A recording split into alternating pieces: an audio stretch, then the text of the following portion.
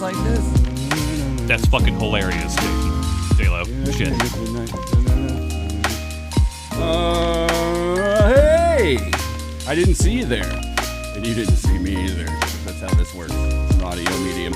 I saw you. I saw you. And I can see through that wall where J-Lo is. Anyways, hey everybody, this is the Kooks, Pranks, and Iconoclast podcast. I'm Mike. I'm Matt. I'm J-Lo. And today, man, we have got one of the kookiest, rankiest, goddamn individuals it's ever been my, I'll say, dubious pleasure to have investigated before.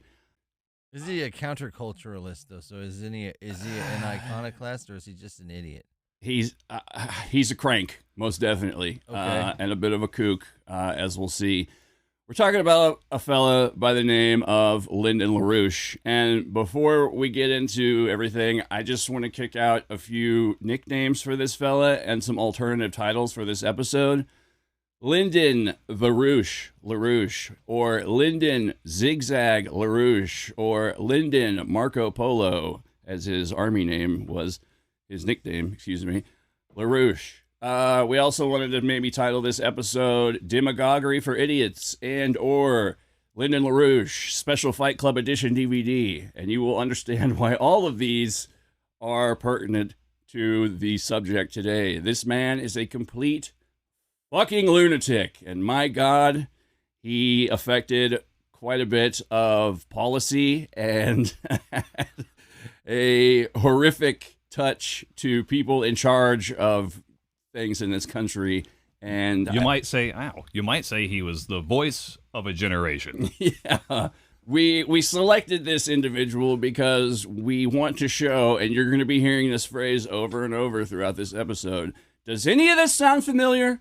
Because this man perfectly exemplifies what a complete pile of batshit American politics has been in the last, 50 to 60 years, so that people like Trump, people like this, like, they're not a new phenomenon. People of this caliber of fucking nutcase have been around and been affecting policy and been considered instigators of legitimate discourse in this country, which in itself is fucking terrifying. But you know what? We made it through. These are people who don't even have to have good credit scores. There's quite a bit of them, and there's, other amongst other atrocious crimes and or just behavior that goes on in the U.S. Congress. But these are the activities of people who feel entitled to lord above others while they do the same stupid shit. Yeah, no, it's human nature. We may hear about it more today because of the 24/7 news cycle and social media, but this kind of shit is nothing new. Well, he did set a record. Oh, yeah. Yeah. He was the first guy to run a presidential campaign from prison. So, yes. if that gives you, yeah. My cell is bugged. Yeah, he just proved one thing. If you can do it there, you can do it anywhere. Yeah. So the guy that may be running for the next election could probably do it from there as well. Rikers Island is the place I want to be. Yeah. The man, oh my God. I don't even know where to start or where to begin. Just why don't you kick us off with the facts there, Matt, and I'm going to interject with what I know to be true of this man. Okay. Are you sitting down? Good, because this is going to get really, really dumb. You might want to stand up real quick, take a breath, sit back down now. Okay. Yeah, make sure there's not a gas leak anywhere, because it's going to sound like there is. Okay, so Lyndon Hermile LaRouche Jr., born September 8th, 1922. First problem right there. Dead February 12, 2019. He's an American political activist who founded the LaRouche movement and its main organization, the National Caucus of Labor Committees. And he also was very big into conspiracy theories and a perennial presidential candidate. Yeah. He began... I think he ran a total of, was it 12 times? Do you have that handy? Not on this page. I want to say close to 16, though. Whoa, shit. Okay. I know that I was in college one of the times that he was running. Yeah, I met a college contingent, I'll say, of LaRouche followers. He was big on college campuses. I got into a bit of a debate with one of them. She was a looker, but man, she was dumb. Why are the good ones always so crazy? Too bad. So his political leanings were as pendulous as his 94-year-old nuts. And, moving from far left to far right. Yes. Zigzag zig. Yeah, and it's also been likened to a cult, and Oh, it's most definitely a cult. yeah, I mean the closest thing in our lifetime, I guess, or at least our political awareness, I'd say if the Tea Party was really big into nunchucks. Yeah, and deprogramming, Yes. quote unquote. Ego stripping. Yeah, More on that later. yeah. But he was born in Rochester, New Hampshire. One man's deprogramming is another man's programming. If he's really into nunchucks, is he really into the nunchucks that have like the little pads on them? I don't think they trained with safety equipment first. I think they Yeah. just went out. I think it was just everybody get a weapon, and that was pretty much. They didn't really think it out much. Why did you grab a book? Don't do. What are you doing? Because knowledge is power. What is it like? 1 beer equals bow staff, 2 beers equals nunchucks, 3 beers equals katana blade, or something? No, I think these people were horrifically sober. I'm almost certain of it. He started out, I would say, more of a far leftist, but that's because of a few things that his Quaker Oats father, well, not that No, guy, but they were more of the Richard Nixon sort of Quaker.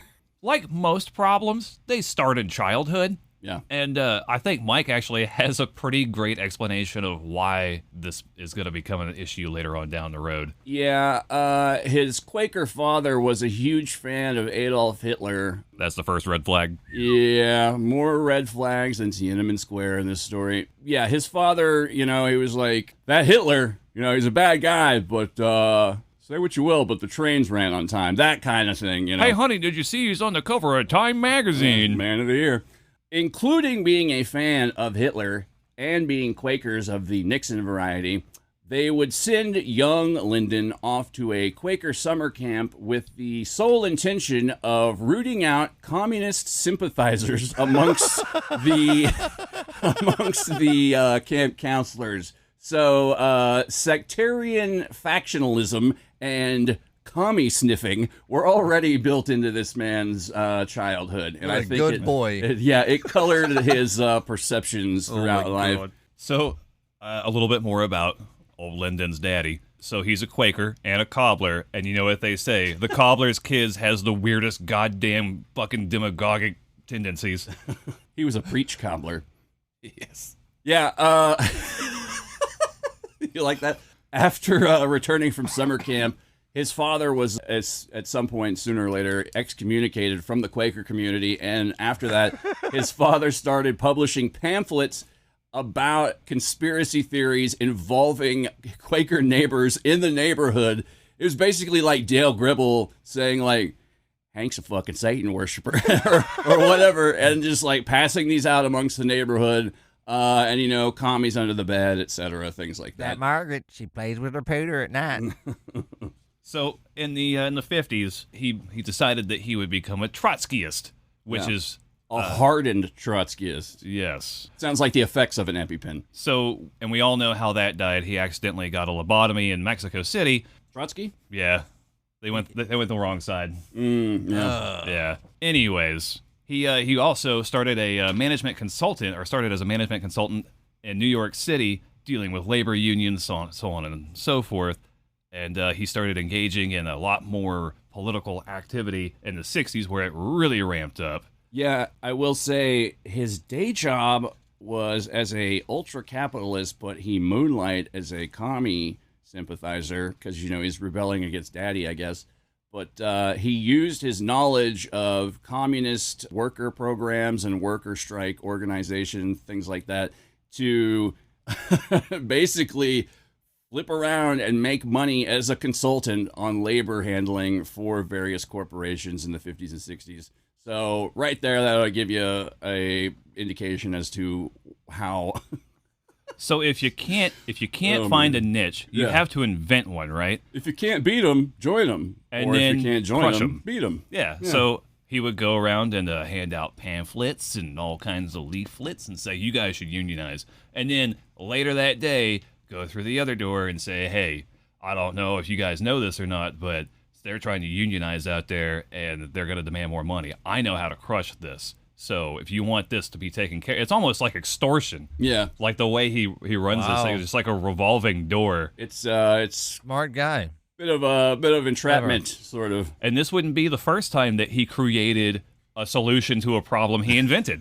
But we'll get to that later. Yeah. Lex Luthor much? Oh my. It's the Hegelian dialectic. Create a problem, offer a solution, take over with the solution. Out of chaos comes order. It's the same shit we always see in power plays and people seizing power. Nothing new. And so as a Trotskyist, you would assume that he probably has some communist or socialist ties, and he does, or did. When he was just a young lad, he joined the Socialist Workers' Party, and he had some revolutionary ideas. Mm-hmm. I mean, Trotsky looked like a lame duck compared to this guy. This guy almost collected non-traditional political ideologue organizations. Like, it was almost like he was a tourist. Socialist Worker Party, Students for a Democratic Society, and then his own NCLC. What is that? NCLC? That's his own party, or his own group, the National Caucus of Labor Committees. Oh, Caucus. Right. Yeah, caucus. That's right. You said that already. For Caucasians, mostly. I don't think I've ever met a person from the LaRouche movement, but you guys have. Maybe I was just I a little too They late were to all the white. party. I can say that much. I didn't see, we'll get into the overt racism later. Okay. We're still just in the 60s, okay? We haven't even gotten to the worst part yet. Yeah. So in 1963, he and his wife separated, and he moved to a Greenwich Village apartment with another SWP member, Carol Schnitzer, also known as Larrabee, Larrabee. In 1964, he began association with an SWP faction called the Revolutionary Tendency, a faction later expelled from the SWP. I remember that band. They were good. Oh, he was expelled from this radical group? He was expelled from the SWP for hanging out with the Revolutionary Tendency, that band. So he got kicked out of a radically ideological group Correct. for being too radically ideological. Yes. That's awesome. So Probably more for they probably just said that, but they're like, man, that guy's fucking annoying. Just make up a fucking excuse and get him out of here. and came under the influence of British Trotskyist leader Jerry Healy. Under the tutelage of Jerry Healy, for 6 months, LaRouche worked with American Heliolite leader Tim Holforth. Heliolite? Heliolite. Okay. Yeah. Okay, an adherent of. Okay. Who later wrote of LaRouche, he had a gargantuan ego and a marvelous ability to place the world and a world happening in a larger context, which seemed to give the event additional meaning. But his thinking was schematic, lacking factual detail and depth. Well, he's a big picture guy. Yeah, you got to get the big picture. He's an idea man. He doesn't have time to sit and think about, definitely facts and the way things work. I'm an ideas. He's I don't. definitely not extremist, going from the extreme left to the extreme right all the time. During the 1968 Columbia University protests, he organized his supporters under the name National Caucus of Labor Committees, of course. NCLC. The aim of the NCLC was to win control of the Students for Democratic Society branch, the university's main activist group, and to build political alliances between students, local residences, organized labor, and the Columbia faculty. But by 1973, they had over 600 members in 25 cities, including West Berlin and Stockholm. So this thing, it took off because, students will believe anything you tell them, apparently. Pretty much. This is why he was big in the 2000s, because it was all about, he was against the war in Iraq, and that's all he had to say. And then, of course, behind the veil is all the other horrible shit. But people only listen to the first upfront thing. So, they're not paying attention to all the or seeing the horrible shit behind the veil. Which version of LaRouche did we get during the Bush administration? I would say that was Bush closer II to. administration. God damn, man. That's closer to the far right. He was closer to the far right during that time, but he was against the war. He was against the war in Iraq, yeah. And that was all he had to go on? Oh, this man. No, there's... To appeal to students? That's how he recruited students. I mean, that's not the sole reason he did it, but I think that's what made him so popular on college campuses in the early 2000s. Hi, I'm a monster and a piece of shit, but I'm against this war. Would you like to join me? I'm a cartoon cavalcade of contradictions. Would you like to come see my party? Exactly. Jump on my wagon. Yeah, it was also around this time that his first big boom on the college campuses, specifically Columbia, attracting all these youthful members to the group who sooner or later he's, questioning their loyalty and starts purging, quote-unquote, independent thinkers from the group. And next thing you know, boom, cult. That's where it starts, right there. What year was this, approximately? It was roughly about 1973 to 74 where it yeah. started getting serious. Very nice. Okay. LaRouche actually organized the network as a series of news series magazines, which critics say was done to gain access to government officials under the cover of press. And these publications included Executive Intelligence Review, founded in 1974. So they're in the White House, folks. Other periodicals under his aegis included New Solidarity, Fusion Magazine, 21st Century Science and Technology, and Campaigner Magazine. For those who are campaigning, you got to get this up. Yeah, they basically just pretended quite often that they were members of the press in order to make themselves privy to information and data. And this is how, over the years, the Executive Intelligence Network, is that what it was called again? Review. Okay, yeah. They became one of the leading... civilian intelligence gathering agencies, and they would later be very, buddy-buddy with the Reagan administration, but once again... And several... Intelligence gathering or governments. Intelligence Review. creating? Well, there's another... A little bit of both. Yeah. LaRouche. A little column A, little column B. Yeah. LaRouche actually acknowledged in 1980 that his followers had impersonated reporters and others, saying it had to be done for his security.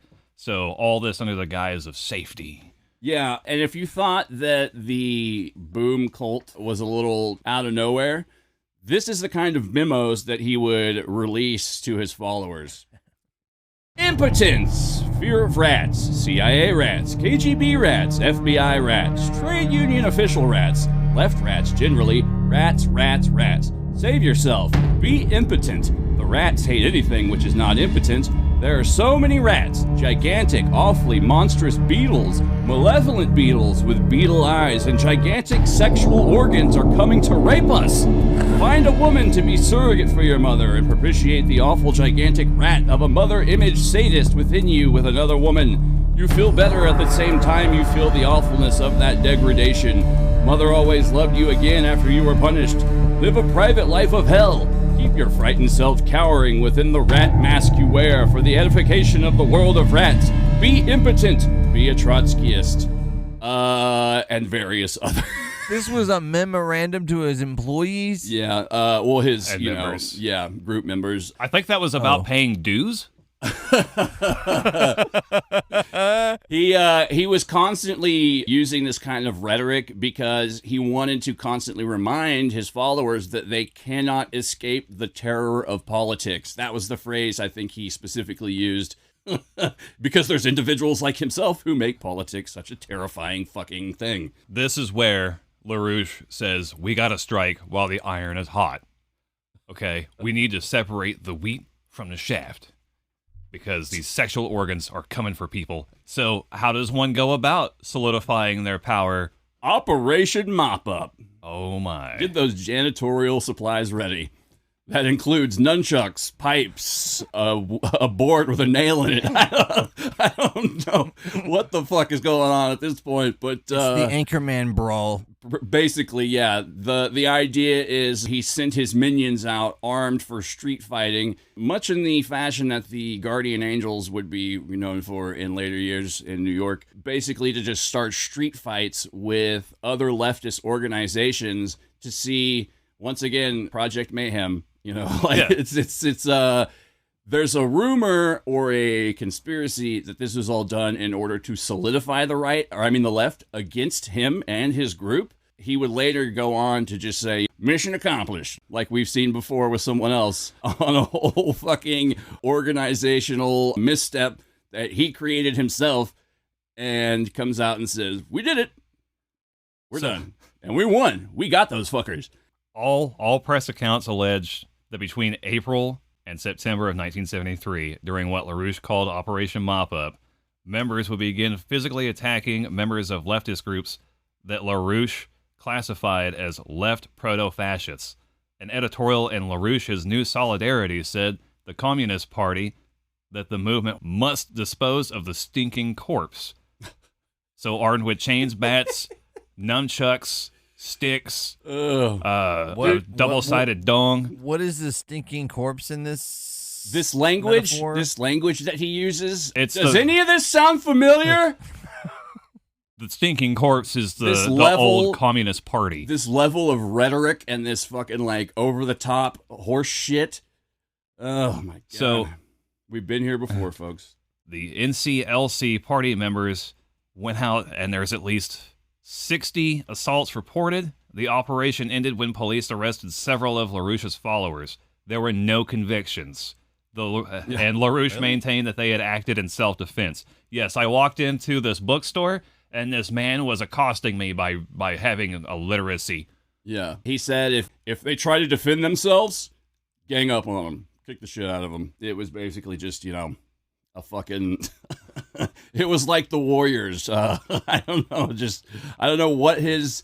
Like, once again, there's the rumor and conspiracy that this was to solidify the left against his group, but who knows if that's true or not. So LaRouche had adopted more extreme ideas, a process accompanied by a campaign of violence against his opponents on the left, and developed conspiracy theories, and his paranoia and his personal safety have all become a serious issue. Here's a list of people he thought was trying to assassinate him.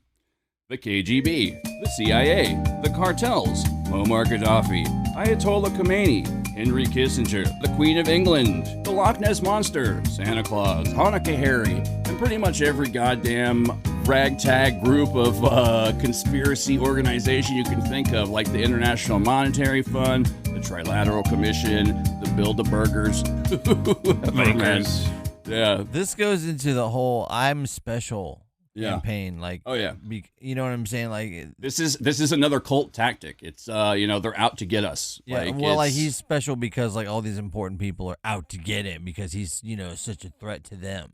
Yeah, and the cult tactic of they're out to get me or us. It solidifies them and it creates a false. It's us against the world. So now that you have a cult following and you're in the news and everyone's aware of you, what do you do next? You run for president. 1975. Oh, real quick, while we're talking about the cult stuff, might as well get into the ego stripping real quick. If you thought all the stuff we just mentioned before was culty as fuck, this is where the apex cultiness comes in. It's the most mundane part. What are you talking about? They used a process called ego stripping, which is basically where the entire organization would circle around one member and be like, you're a disgrace, you're a piece of shit, and then they just talk shit to them until they broke down and cry, and they called this an act of social love. So basically this boils down to, I only hit you because I love you, baby.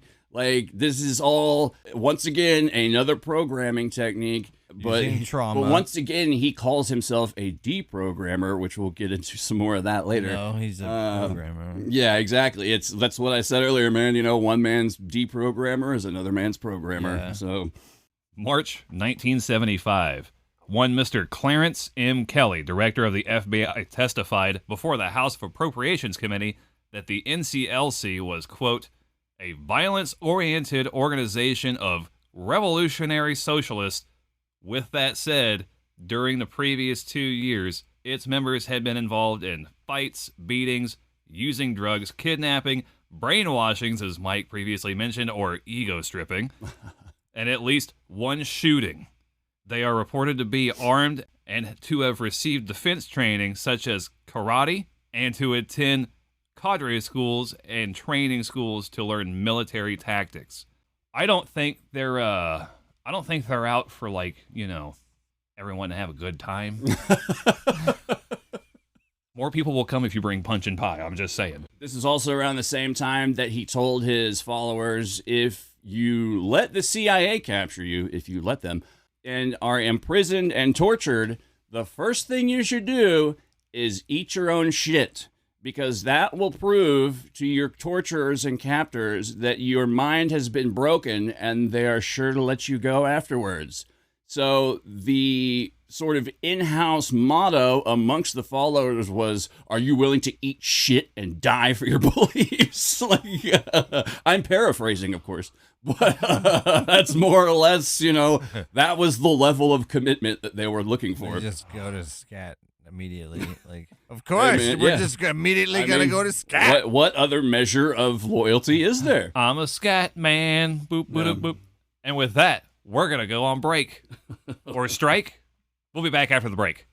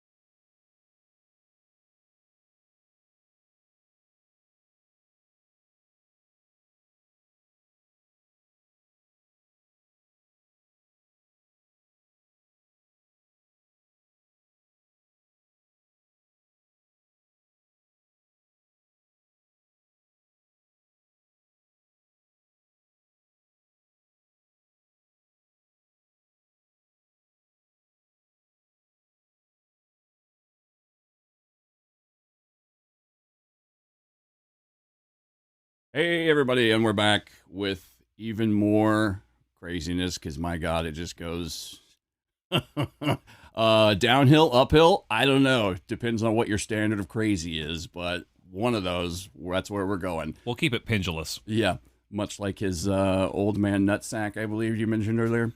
Yeah, also, quick correction, it was 8 consecutive campaigns for president. So, quick corrective note. So, LaRouche fancied himself an intellectual, obviously. He read 1 book on psychoanalysis, and he read 1 book on physics, and therefore, he was a psychoanalyst and a physicist. And it was during this time that he created and solved the particle field paradox. It's a complete, I don't even know what it is, but he solved it and made it up. So, good on you, LaRouche. I can almost picture it like, I invented the moat. Well, you mean like around a castle? No, you fool.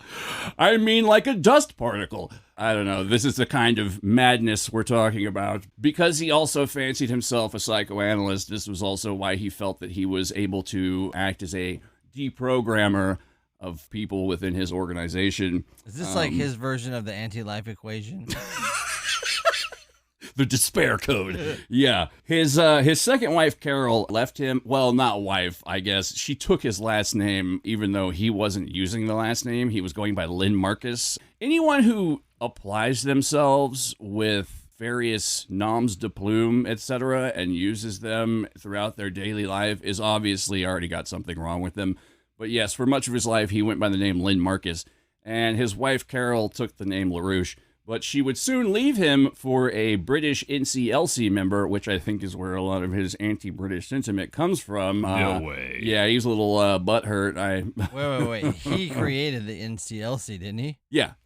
And then a member of, a subordinate, ran off with his wife? Yeah, she was getting that young from a British dude in the group. They would return later on, and along with another German member. Oh, my God. Oh, my God, indeed. Along with these two would return with Carol, and LaRouche was 100% certain that the KGB and CIA working together, because you know how those two got along back in the day, yeah. They saw a bigger threat in LaRouche, so they decided to work together, and they indoctrinated the British fella into becoming a Manchurian candidate of sorts to assassinate LaRouche, so hence the deprogramming. And it was during this deprogramming that they recorded the entire session, and you could hear weeping and vomiting and all kinds of other nonsense. Yeah, they sent the recording to the New York Times, if that also illustrates the level of fucking madness at work here.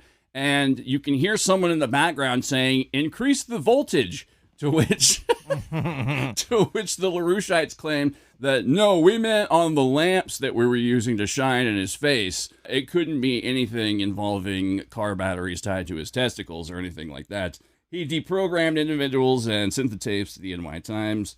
Yeah, and not long after, this was also when he started openly... Hey, turn up the voltage! Hey! Shut up, dude! This is also the time he started openly consorting with fascism. I believe the quote is, "You don't need to," I'm paraphrasing, but he said, "You don't need to dress like a fascist or act like a fascist. You simply just need to be one." So, what a poignant way to put that. Yeah. He would also start mentioning that the British and Jewish cabal that was out to get him were, in collusion to assassinate him and take him down. Yeah, you're going to hear that word again later. It's almost like the whole world is out to get him. Exactly. Well, he sounds like he's not paranoid at all. He said if President Carter was elected, there would be a global economic collapse and a nuclear war. And I don't know if you guys remember when that happened back in the 70s when Carter was president, the global economic collapse and nuclear war. I remember that before I was born. Yeah. Do you guys remember in 1997 when Skynet went active? Yes, I do. What a time to be alive. It was 1991 when I watched it, though. Yeah. Why was everything still digital? Let's see, what else? He claimed, oh my God, I don't even want to say this out loud, but we must report the facts. He claimed that a Jewish conspiracy brainwashed Hitler and put the Nazis up to their atrocities, essentially not only denying the Holocaust, but blaming the Jews on it as well. I can't think of a more fucked up Holocaust denial scenario than blaming the Jews for their own exterminations. Like I said, I mean, if they're going to do gaslighting on a global scale, why not victim blaming? Exactly. He started using the term British as code word for Jewish, and it was also at this time he was openly toying with fascism and started preaching something he called the grand design. Does any of this sound familiar? Is any of this ringing a bell? Sorry, I'm referring to Hitler, not the Trump era this time. Not that there's, I'm not equating those two. I don't know. Just, it's very ominous sounding. People cling to the strangest things. Yeah, he said that during this grand design, people who did not fall in line would become citizen soldiers, like slave soldiers. So it's like, hey, guess what? Guess what you get to be? A slave soldier for our organization. Congratulations. Here's your nunchucks. Here's your bronze membership. It comes with 48 owed hours per 2 days, and that's reoccurring. You will have to pay a rental fee for your nunchucks at $48 per day. You will earn $24 a day. Yeah, so enjoy. And you will need this Dakota ring. Yeah. He also considered himself a bit of a futurist and a forecaster. I believe Tony Stark was based on this character. Yeah, absolutely. And his followers soon began annoying the shit out of people at airports, much like Hare Krishnas. They would then all go on, well, not all of them, but many would eventually go on unemployment and Social Security and welfare and pay their benefits up to him. So basically, he's making money hand over fist off his followers. And this is also the time that the intel gathering started. Well, if you thought things were out of control before, we're about to simmer down, and he gets a grip on reality. No, he fucking runs for... Gotcha! In 1976, LaRouche campaigned for the first time in a presidential election under the Labor Party, polling 40,043 votes. That's for those the whole country. Wow. Yeah, for those of you keeping score at home, that is a 0.5%. It requires at least 1% of an independent candidate to get campaign financing the next time. Yes. So Poor bastard. it was going to be the first of 8 consecutive presidential elections in which he ran between 1976 and 2004. His platform, you ask? Well, I'm glad you did.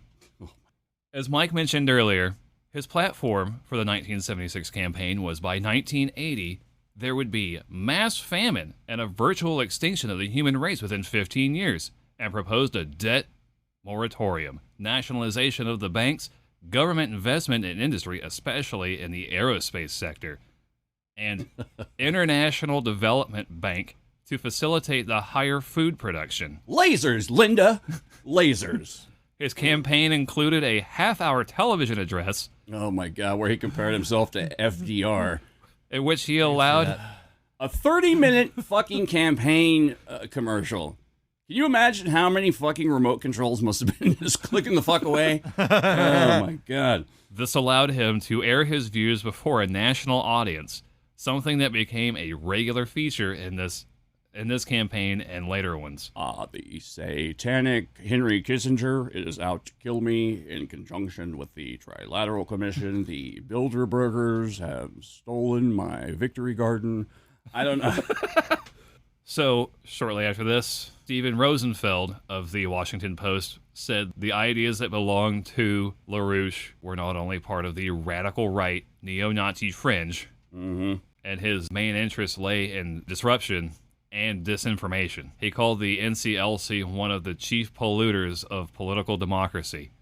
He also argued that the press should be chary of offering... Chary? Chary, C-H-A-R-Y. Okay. Okay. Never heard that word. Yeah, me neither. Of offering him print or airtime. Let's just say wary and assume that's a typo. Yeah. Wary. Anyways, a duplicitous, violence-prone group with fascistic proclivities should not be presented to the public unless there is reason to present it in those terms. LaRouche wrote in 1999 that his comment had openly declared a policy of malicious lying against him. So even when he has 30 minutes to be on TV and say whatever the fuck he wants, they're still after him because he had 30 minutes of airtime. Yeah. Does any of this sound familiar? I just got to say whatever the fuck I want, but they're still after me? Does any of this sound familiar? Okay. I digress. I'm sorry. Politics just fucking infuriate me in general. In case no one knew, he lost. Oh yeah. Yeah. That was right up there with the nuclear holocaust under the Carter administration. I forgot. Yes, this was also the time that Executive Intelligence Review was becoming a bigger and bigger entity, we'll say. The intel gathering that Reagan said was the best of all people. I don't know. Him and Reagan ended up being buddy-buddy during through the Star Wars Defense Initiative, which we'll get into a little bit more later. Hand sandwich. I can't imagine how he related to this guy. Get me my magic beans. A lot of bad intel from friend, the Pennsylvania KKK Grand Dragon, Roy Frankenhauser, who was a messenger for a fictitious intel operative named Mr. Ed. I'm sorry, I said Frankenstein earlier. It's just all these fictitious characters I'm getting mixed up. Who passed on intel confirming much of Lyndon's own paranoid, schizophrenic bullshit. They're out to get you, Lyndon. They're bugging your place. He's like, tell me something I didn't know. He said that this Roy Frankenhauser could detect nasties by their wiggle, which... well, that sounds not good. I mean, that's how I usually detect nasties as well. I don't think they're special in any way. But, yes, this whole Mr. Ed debacle, this ended up becoming their, primary source on a lot of the fucking shitty intel that they were getting. It was also around this time that, once again, much like the Nazis, he had developed his own version of quantum physics, which is another one of his, I believe, platforms during his run. What about the quantums? Yeah, because quantums... which was one of his platforms for the 1980 presidential campaign, along with making his wedding anniversary a week-long national holiday. What a dick. Yes, they also, around this time, I believe, founded the Fusion Energy Foundation, or which focused on space-based energy beam weapons and got all up in SDI later on. In February 83, he wrote that beams weapons would become a household word. And I can already picture the average nuclear family just, hey, honey, beams weapons. Dad, I'm pregnant. I think we need to see it. Beams weapons, honey. I really don't see any scenario where beams weapons, that already sounds grammatically false and wrong in the first place. Well, not if you give it an ease on the inflection, give it a beams weapon. Beams weapons. Hey, honey, beams weapons. Beams weapons. Now you gotta give it a beams weapon. What's for dinner? Beanie weenies. And beams weapons. And beams weapons. Beams weapons. It was also around this time that they finally stepped up the cult angle and got their very own compound. Very good. Which was guarded by men and women in camouflage fatigues holding automatic assault weapons. Well, that's going to bring down the infamy. Yeah. But raise the property values. No paramilitary was harmed during the filming of this. Yeah. We have to let you know, as the realtor, there was a compound here, and there were several hours of torture. It's a good start, a compound and paramilitary guards. I do believe it was also in the 1980 election that he ran as a Democrat, correct? Yes, in 79, I can't even say his effing name. As jacked up as politics are, I don't know that he correctly ran on either side.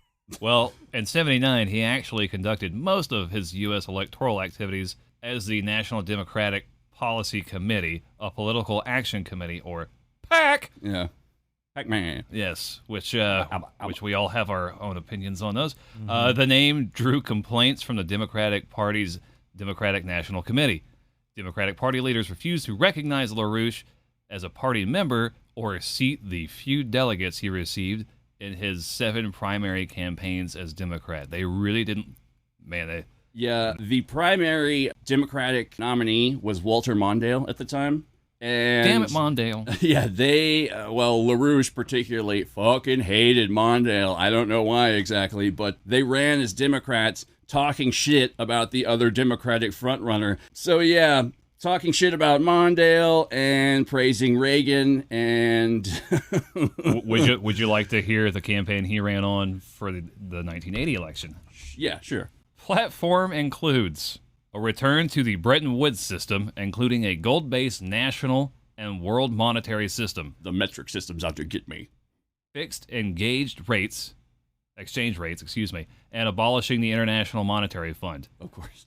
He supported the replacement of the central bank system, including the U.S. Federal Reserve System, with a national bank, a war on drug trafficking, and prosecution of banks involved in money laundering. Building a tunnel under the Bering Strait, and the building of nuclear power plants, and a crash program to support particle beam weapons and lasers. Yeah. Including the support laser beams, Linda. The support for elements of the Strategic Defense Initiative. He opposed the Soviet Union and supported a military buildup to prepare for an imminent war, supported the screening and quarantine of AIDS patients. Oh, he basically wanted to put AIDS patients in fucking concentration camps. I think he phrases them as fun camps. He got, and you know what? He got 2 million votes in California for it, and that's way too fucking many. And California, no less. Yeah. And he opposed environmentalism. Well, this is California in the 80s, remember? So, Oh, right. It's probably they were 80s. Reagan came from. Yeah, they were 80s. Republicans. He opposed environmentalism, deregulation, outcome-based education, and abortion. What the fuck does outcome-based education mean?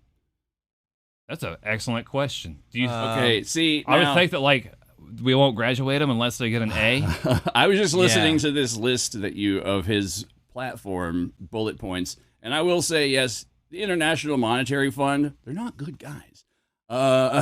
Some of these ideas don't sound bad, but the fact is that they are so fucking hard right turns into the way that things already are, that they will never ever fucking happen at this point in history. No, But right. particle beam weapons, Mike. We have to get our racist space lasers. I love how the preliminary for air. everything that's innovative just comes from sci-fi.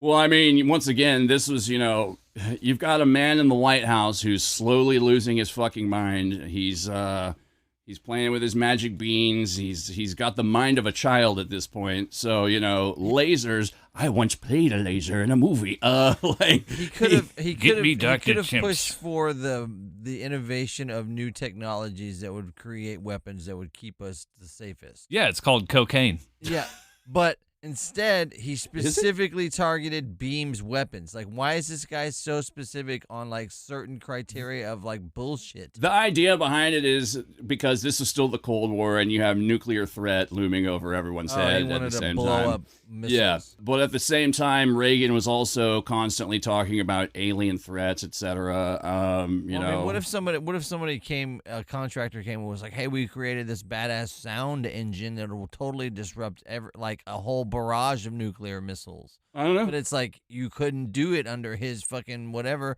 because it only involves Beam's weapons. I mean, at this point in history under the Reagan administration, I believe around this time when they were having cabinet meetings, people were explaining things to Reagan with cartoon drawings. Like, it's horrible to think that, the fate of the world was in this man's hands at this point in time. I have to know. Well, they took it away. They were like, "Fuck this guy." I mean, well, he was elected for, the total 2 terms he could serve. I know, and but then, when he went totally senile, they were like, "Fuck this guy." We'll tell everybody that he's okay, but really we're going to be running the show. So Pretty much, George Bush really had a 6-year a 6-year term. yeah. Hey. And then he fucking pardoned everyone for the Iran-Contra debacle. Once they started finding threads that were connected to him. So, yeah. Well, he was the CIA director, so, he's totally clean. Oh, yeah, of course. It was also around this time that NBC investigative reporter Pat Lynch would he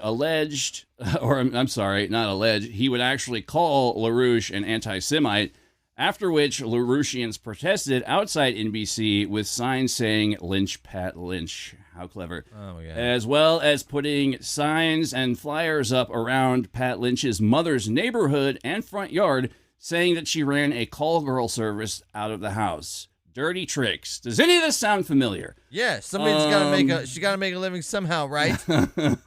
This is the level of, like, if you criticize us or talk shit about us, we're coming at you 10 times harder, and it's going to be personal. It's not a political thing. It's not that I disagree with you. We're going to defame you personally. It's that your argument's so logical, I have to stifle it by making you look worse than me. Yeah. And get ready for this one. Hold on. This might knock your socks off. But afterwards, LaRouche sued the Anti-Defamation League for defamation after they, too, had referred to him as an anti-Semite. And what's being called a landmark case. It's all it is demagoguery. It's fucking kicking up. It's a circus. Yes. It's like we're leading you through an expedition to find the Northwest Passage. Yes. Inside the mind of a madman. So in December 1980, LaRouche and his followers started what came to be known as the October Surprise allegation, namely that in October 1980, when Mr. Ronald Reagan and his campaign staff conspired with the Iranian government during the Iran hostage crisis to delay the release of 52 American hostages, the aim of helping Reagan to win the 1980 United States presidential election. Yeah. It's been, I've always heard that. That's some cold-blooded shit, man. I mean, this is what directly leads into the Iran-Contra affair. Also, during that time, one Mr. Henry Kissinger, a frequent target. Yes. What's it tell them I drop my glasses in the toilet? Henry Kissinger car is going to be the Pinto. A frequent target of LaRouche. Oh, man, yeah. Alleged. Hated Killinger. Yeah. Alleged that Iran's Ayatollah Beshiti. Right? It wasn't Ayatollah Khomeini? Nope. Oh. Different Ayatollah. Met in Paris, according to Iranian sources in Paris. The theory was later echoed by former Iranian President Abul Hassan Banisadr. Perfect. Thanks. Nailed it. Ben Asunder? Banisadr.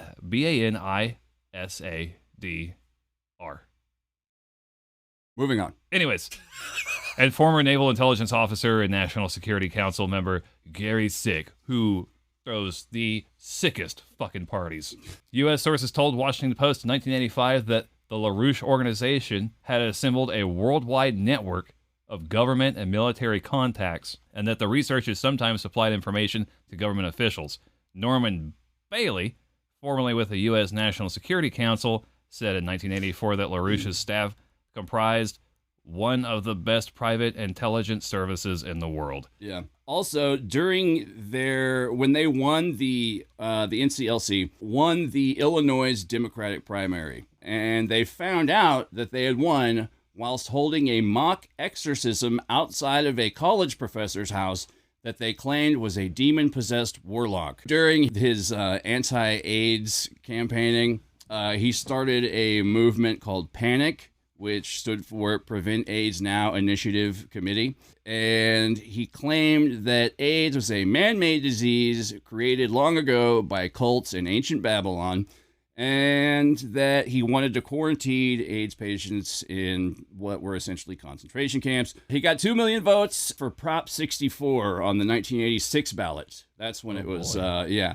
They said, yeah, he basically was like, I just want to lock him up and quarantine him. Man, that's empathy and compassion in action for you. Yeah. I'm really speaking on behalf of the people who voted. Yeah. Jeez. Yeah. Once again, 19, that's the era of the Alex P. Keaton hip young Republican. Later on, let's just fuck our brother right over, man. Later on, the LaRouche, well, I mean, you also have Reagan in the White House by lack of or omission of statement, like not even acknowledging the existence of AIDS at this point. Then later on, the LaRouchian Secretary of State nominee would throw a pound of raw liver at the feet of the Milwaukee Archbishop for supporting the International Monetary Fund. I'm not quite sure what the fuck that's supposed to symbolize, but they got him. Oh, they sure got him. He showed him. Showed him. I'm sure he was just like, what the fuck? What? So, as a result of getting the nod, a lot of the Democratic Party decided we need to let the voters know that we don't want anything to do with this guy. Period.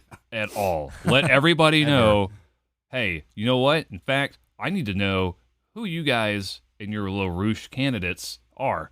Every one of them. So I can tell my guys not to vote for him. Because you guys are dangerous. And that's when things got really funny. Officials were trying to identify candidates in order to alert voters and asked the LaRouche organization to release a full list of its candidates. The response to this, flanked by bodyguards, he said, and I quote, "If Abe Lincoln were alive, he'd probably be standing up here with me today." Well, Jesus. Does any of this sound familiar? Yeah, I mean, that sounds pretty much just like calling on... That would make Abraham Lincoln like 160 or something. Well, I mean, that sounds just like what Abraham Lincoln would do, everything LaRouche would do. It's calling on the ghosts of the Founding Fathers and just, man. So there was no criticism of him that did not originate with, quote, the drug lobby or the Soviet Union, end quote. He said that he had been in danger from Soviet assassins for over 13 years, and he had to live in safe houses across America. Your couch. Yeah. Okay, let me try and break down the vast conspiracy as far as he sees it. The KGB, working in unison with, at times, the CIA, as well as primarily the British royal family, were a consortium, quote unquote, of drug pushers who, using a psyop that combined the works and theories of Aldous Huxley's work, Brave New World, as well as the Beatles and rock and roll, created counterculture in the United States and the drug craze, quote unquote, and rainbows, LSD, etc., to weaken the United States. And it was this particular consortium or cartel, if you will, that continued to this. Oh, and the Jews. Can't forget about the Jews. We can. It's the one thing. You can never forget about, they're right? every fucking insane person's conspiracy theory, of course. Yes, all these factions working in conjunction were out to get him and to cripple the United States as a world power in order for... you know what? I don't know. He never really said. He never really said why. That's the problem with most conspiracy theories. It's just like, and then? Okay, but why? Okay, all right. Because scat and laser beams. Yeah. Lasers, Linda. Yeah, I don't... Henry Kissinger, of course, was one of the main supervillains in this whole fucking thing, as well as the list of people I mentioned earlier and let me guess. institutes. At the center of Lyndon LaRouche's tale is Lyndon LaRouche. Well, yeah, obviously. I mean, they're like the star of everything. Like, these people are out to get me, where these people are out to get me, and they're so special, and I'm special because... Just because you say you're a disruptor doesn't mean you're doing anything positive. Yeah. I knew plenty of guys in class that would just say stuff to stop class, right? Yeah. So... It was also close to this time that LaRouche was, or the LaRouche org was being indicted on credit fraud. So he asked the famous Mr. Ed to investigate via Frankhauser. Frankhauser instead used the money for the investigation that he was paid by the LaRouche organization to go to a Star Trek convention. He made up some bullshit that the FBI had once again wiretapped LaRouche and his various safe houses, to which LaRouche likely said, duh, as mentioned before. Also, that he also paid money to Frankhauser to pass on to Mr. Ed in order to assassinate Henry Kissinger. Later on, Frankhauser was granted immunity to rat out Lyndon and his compatriots. That's like looking down and seeing a rapper, a candy wrapper on their arm, and you're like, rapper, MC Hammer, yes, Hammers from the warehouse store. Exactly. It's the fucking cartoon conspiracy theorist stream of consciousness, shitty connections that don't. It's so obvious and perfectly logical. Yeah. But yeah, this would later on lead to his being indicted on 11 counts of mail fraud, and we will... he was indicted on 11 counts of mail fraud and conspiracy to defraud the IRS. Defraud the IRS? Who would do that? Not us, certainly. I don't even know why I mentioned that. That is ballsy. Yeah, we wouldn't dream of it. He received a 15-year sentence. It was during his time in jail that his third, quote-unquote, wife, I guess this one's like an actual wife, Helga Zepp, would end up taking all of the LaRouche organization's resources and putting them towards her passion project, which LaRouche must have okayed, which was to change the the standard international orchestral tuning pitch by an imperceptible amount due to the rock and roll conspiracy I mentioned earlier, from 440 hertz down to 432 hertz, because 440 hertz caused aggressive antisocial behavior, while 432 hertz unlocks cosmic potential. They even managed to somehow goad or trick or cajole Placido Domingo and Luciano Pavarotti into both signing the petition to do so. But once this all doesn't mean shit. Yeah, once this all became publicly tied to the LaRouche organization, the campaign fell apart. My God. Okay. So how could that even fall apart, Mike? I know. That is so well put together and thought out. It's not subjective at all. It's like all of the insane horse shit. That's the cherry on top. That's the most oh my God. Because rock and roll is automatically bad. Yeah. Oh, also, jazz music was actually created by white people to enslave black people. That's another. That feeds into his whole musical conspiracy. He only listened to classical music. I'm not sure if I mentioned earlier, they used a deprogramming tactic that they took from Scientology where they trapped a woman in the building. Did I mention that earlier? Yes. Okay. No. Yeah. Maybe on the air. I don't know. Or before. Okay. Just in case. Yes, they trapped a woman in a building and they tried to deprogram her by making her listen to Beethoven for hours on end. Very loudly. Yes, and she ended up getting her hands on a piece of paper, which she wrote a note like, "I'm being held captive," folded it into an airplane, threw it out a window. Some random passerby found it, probably freaked the fuck out upon reading it, and then handed it off to the cops, who sooner or later came back to get her.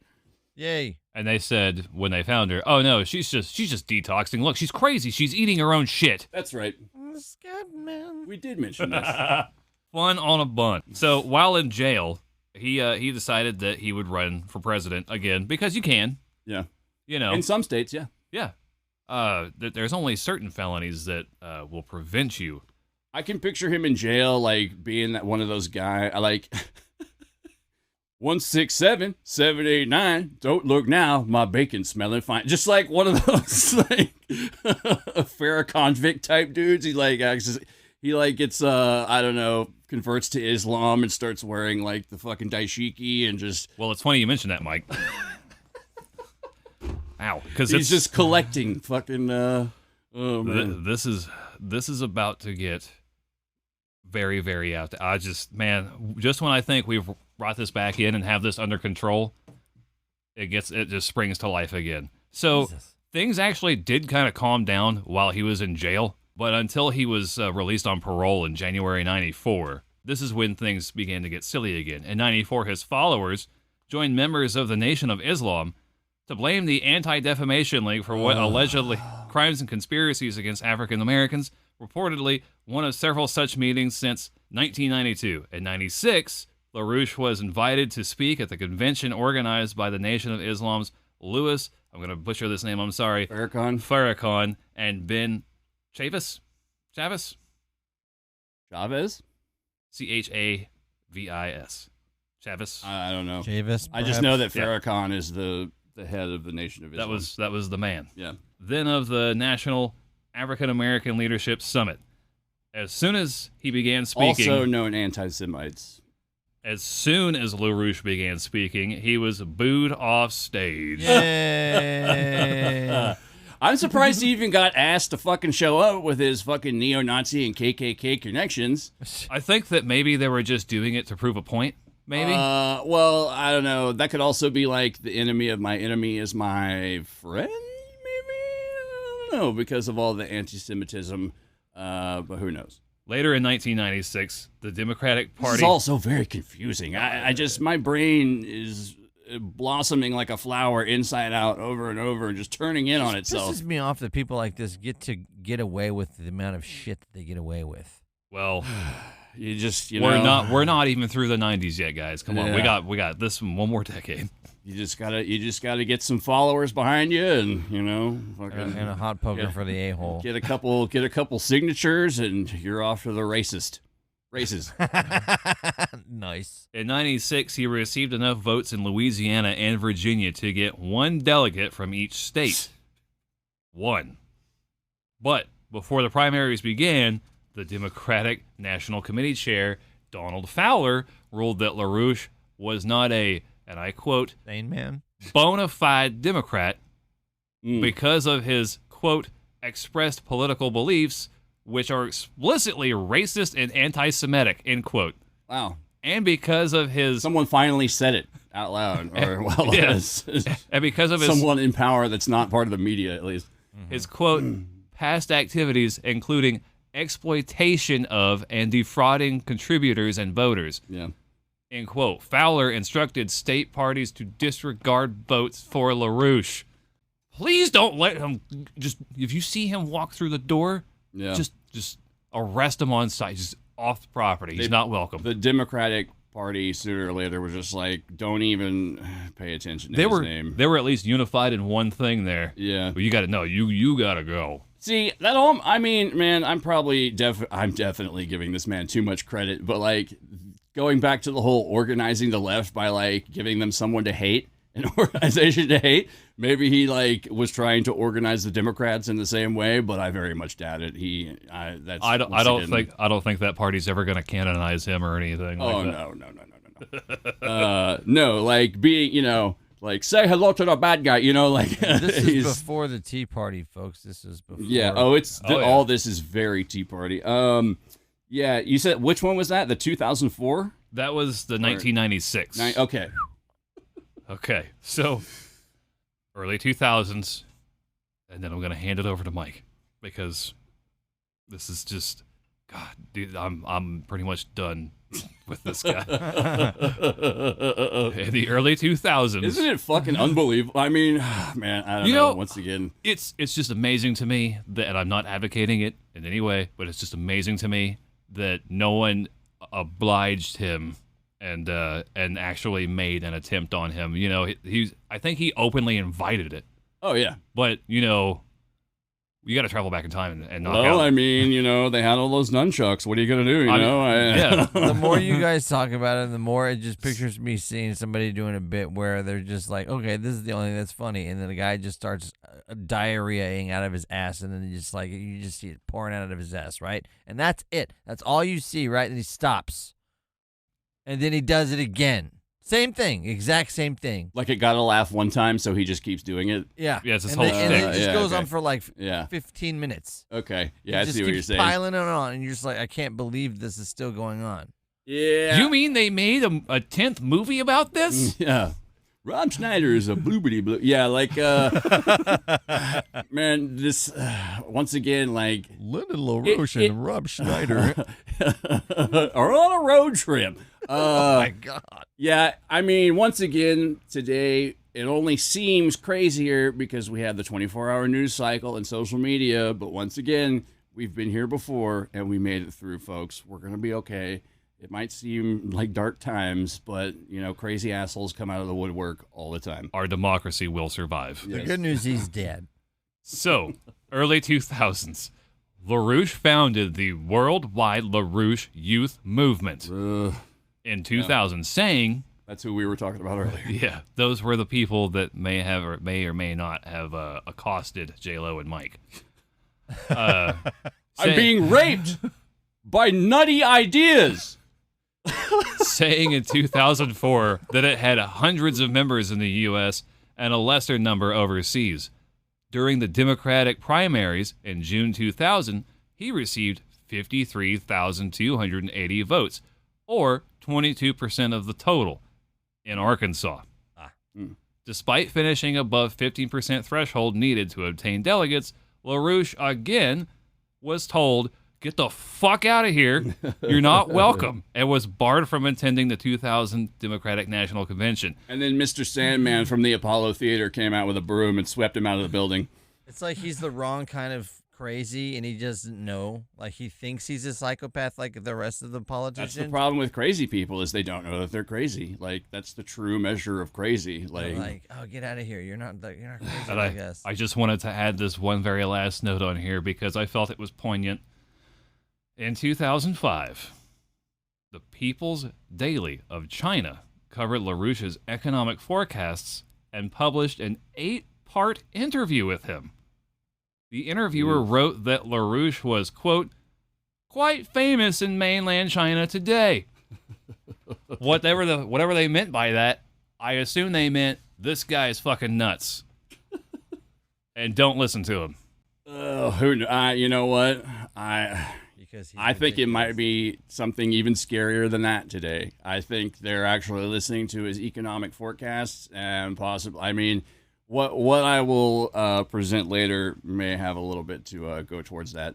I think that Mike's version of investing for the future, just canned foods and shotguns, ladies and gentlemen. That's what you should be investing in. Well, I'm advising all my clients to invest in canned foods and shotguns. Going back to the specifics here, you said canned foods. I mean, you know what is in canned foods? Dog food. That's why it's called the cat food fund, sir.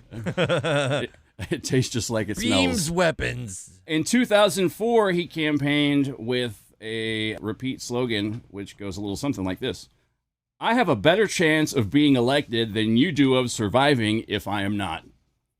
George W. Bush. Does this level of alarmism sound familiar to anyone? Let's see what else. Obama is Hitler. He's also a mass murderer of the American people, according to LaRouche. It's okay because he likes Hitler. Some of our people may. Yeah, well, he flip-flopped once again and kept drawing little mustaches on pictures of Obama everywhere. And how did this guy not get elected? I mean, I don't know.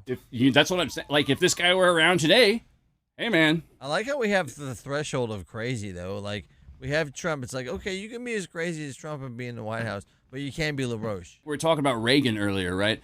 People knew that he was losing his mind, but a lot of people were like, you know, he had like the highest approval ratings of any president since FDR, I want to say. That's Probably because he had charisma, and nobody else besides it's because John Kennedy had that before him. He played a president. He was an actor. He turned to Nancy and told her, "Did you watch that documentary on me and you, Sid and Nancy?" Hey, man. Hey, after a while, this was very much like the Woodrow Wilson presidency because Nancy was kind of calling the shots once he was losing his mind. Yeah. And she would, like, you know, stick her head down and be like, we're doing everything we can. And, like, she'd direct him on what to say. And he'd be like, we're doing everything we can. That's him much older. It wasn't just her, man. It was like the cabinet and the vice president. But, you know, when people criticized Reagan during his run, people got super pissed, and they were like, you know, like, hey, don't, you know, whatever. He's like America's grandpa. Fucking chill out. And it's like, yeah, America's racist, shitty, wacky, demented grandpa. We acknowledge aliens. Just, I don't know. People want to have their delusion and their safety blanket as opposed to the reality. And even it too. Even when the reality itself is, or the delusion as well, is also fucking terrifying. Even the delusion is fucking scary, but people still want it because cling to it. Yeah. Yeah, the reality is much worse. Okay, try to put yourself in LaRouche's war room. Okay, and he's like, "Look, guys, what do we got to do? Like, he's like, look, kids, y'all got you. Hey." With all due respect, let's Mr. result LaRouche. our campaign manager, Dr. Strangelove, over here. I think we should. It's mandatory fun time, is what it is. Okay, just sitting in that room trying to understand the process of like, okay, I believe that you believe everything you were saying is correct. Yes. But you cannot go out there and tell people that every letter in the alphabet has a conspiracy to kill you. Yeah. a Jewish conspiracy to kill you. The metric system's out to get me. Yeah. Have you read the metrics yet on this? He, oddly enough, he was against Trump when he first started running, and old MC Rouche came out with a rhyme that said, "Don't you be a chump for Trump, he's a festering pustule on Satan's rump." So he was kicking out some fat rhymes for the campaign there. He eventually, of course, once again, changed his tune and started becoming pro-Trump. He began praising Trump after a while. This was around the same time, I don't know if these two were mutually exclusive or not, but when he started suffering dementia. That's right.